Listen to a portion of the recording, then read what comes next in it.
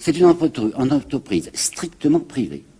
C'est un groupe d'hommes d'affaires qui vient demander à Bonaparte, parce qu'il est le chef de la France, le droit de mettre une étiquette fallacieuse sur leur maison. On mettra Banque de France pour faire croire à la clientèle c'est une banque au service de la France, alors que ce sera simplement leurs intérêts privés, mais comme il y aura Banque de France, vraisemblablement les capitaux afflueront.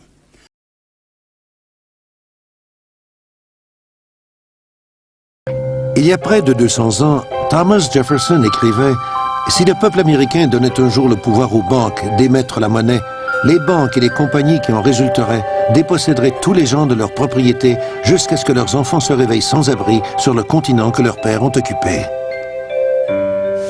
Depuis la fondation des États-Unis, il y a eu une bataille constante pour savoir qui contrôlerait la quantité d'argent en circulation dans le système. Serait-ce une banque centrale ou bien le peuple, par le biais du Congrès, pour le bénéfice de tous les Américains? Tout tourne autour de la Réserve fédérale, une banque privée à qui on a donné le monopole de la création de la monnaie de papier. Chaque billet de 100 $ que le système de réserve fédérale imprime et qui est vendu au gouvernement des États-Unis à sa valeur nominale représente un prêt de 100 $. Même si le gouvernement l'achète, il doit quand même payer des intérêts.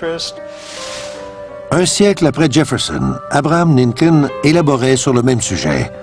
Le gouvernement doit créer, émettre et distribuer toute la monnaie. La création de la monnaie est une prérogative suprême du gouvernement. En suivant ces principes, les contribuables vont économiser des sommes importantes en intérêts et l'argent va cesser d'être le maître pour se mettre au service de l'humanité. En quoi les peurs exprimées par Jefferson, Lincoln et les économistes contemporains sont-elles liées à ce que le président George Bush appelle le nouvel ordre mondial? C'est une conspiration, il n'y a pas d'autre mot. C'est une conspiration contre le peuple américain et le monde occidental. Il y a d'abord l'avènement des banques centrales qui ont permis aux banquiers de centraliser le contrôle et l'émission des monnaies, l'émission monétaire, au détriment du pouvoir politique qui n'existait déjà plus beaucoup.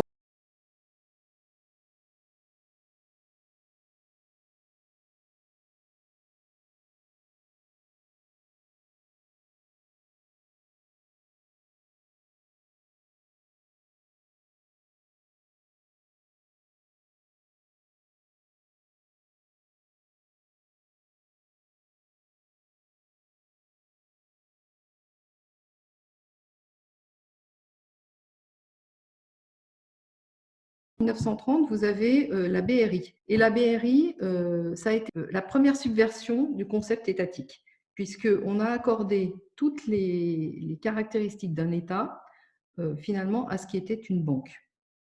Voilà, la BRI, c'est un État profondément bancaire.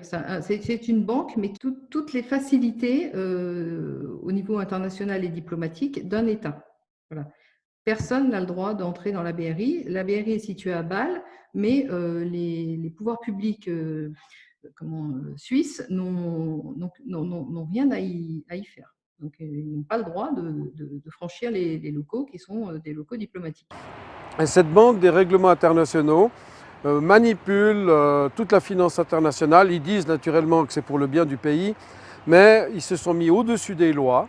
Ils sont en extraterritorialité, ils sont en territoire diplomatique. La police suisse n'a aucun droit dans ce bâtiment et ils font ce qu'ils veulent sur la planète entière. La Banque des règlements internationaux est un des piliers de ce système mafieux au niveau international.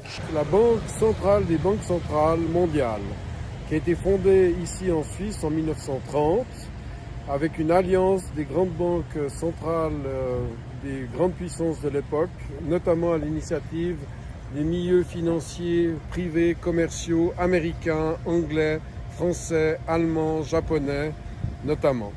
Et maintenant, elle regroupe quasiment toutes les banques centrales du monde.